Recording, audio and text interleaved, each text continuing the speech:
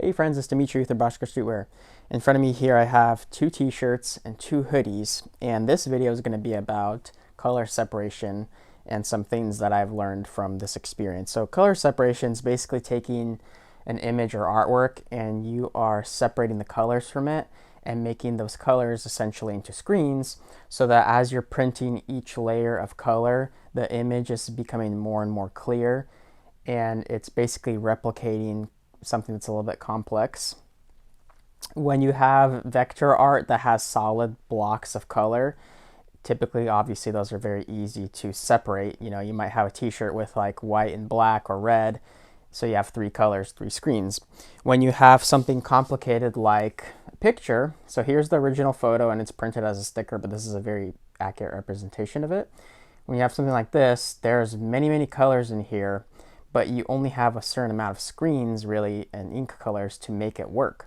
So basically what happens is a lot of blending is going on, a lot of optical illusions are going on in a sense, so to make the image, to recreate it as accurately as possible within obvious constraints. So here's the original image, and here is a replication of it that I just got made.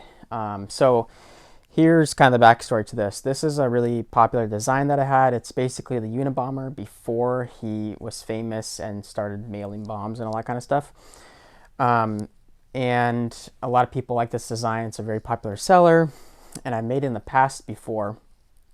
So after most, 99% of this old inventory sold out, and I could not find a new printer to make me some new versions of this hoodie and t-shirt because I had a falling out with my old printer, which they made this one and this one before, and I had to find a new printer, and that took a while, and it was very tricky because I could not find a local person or company to do it that had 7 or more screens. So this is the other thing with this design. This is a 7-color print, and anything less than that, the image does not really look as good. So I have to go with 7 or more colors to make this really work out and look pretty good.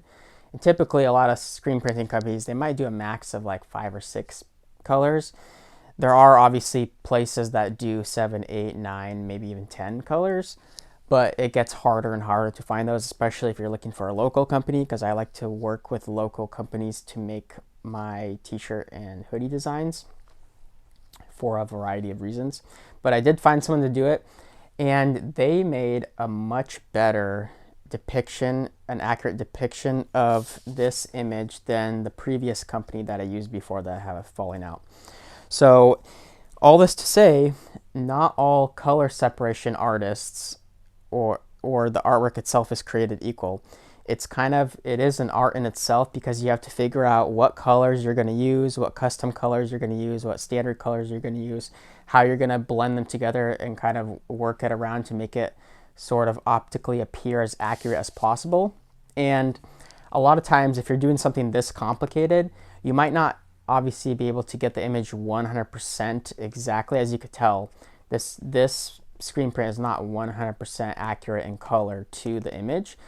But in my opinion, and the opinion of many other people that already received it, it's really cool, looks great, it pops out visually, and I think that they did a really great job on here. Even the greens are kind of a little bit bright, but I think that it honestly looks even better than the original photograph because it just pops out more, and it worked out really well. And I'll kind of show you kind of the optical illusion part of it. So as you could tell, a lot of colors in here are being blended in, and as you get farther away, your eye is, making those colors blend. So here is some old ones that a company made before. They did sell, but they really did not turn out as good as these ones because the color separation artist, I don't know exactly what they were doing, but they just did not really get this down well. And I do have obviously the hoodies and the t-shirts in front of me because there are slight differences with printing on t-shirts. With the hoodies, the guy's face on here, it got a little bit more, I guess, smudged, or the inks kind of bleed in together more. Whereas on the cotton t-shirt, you're able to print a little bit smoother on there, and that's kind of typical with t-shirts. You are usually able to get a crisper image on them rather than hoodies based on the nature of the hoodie. But yeah, so this company, they really did not get this image down, and I don't think they did a good job on this at all. I was kind of disappointed with the hoodies, to be honest, when I had them made. The t-shirts were a little bit better. This example, this is like the only example I have left. The pink on the cabin is a little bit too much. On the other t-shirts, it was less pink. It was more balanced. So I think they did a good job on the t-shirt print, but even then, this example is more accurate to the photo and it looks better. So like this t-shirt, in my opinion, was like maybe like a B- overall, whereas this one is more like an A+ in my opinion. This hoodie was like a C- or even a D+ in my opinion, whereas this hoodie was an A-. They did a really good job on this. So yeah, that's just some things with color separation.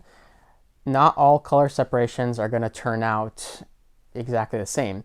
And here's the other thing about this. If you have one company doing your artwork and you want to replicate it with another company, you might have variances like this. They might not be able to accurately recreate your image because another artist is separating it and trying to figure out the best ways to separate those colors. And when this company, the new company that I used, was making this, they even asked me, they're like, hey, do you have the color separations for this? Do you have that file info? And I was like, no, I don't.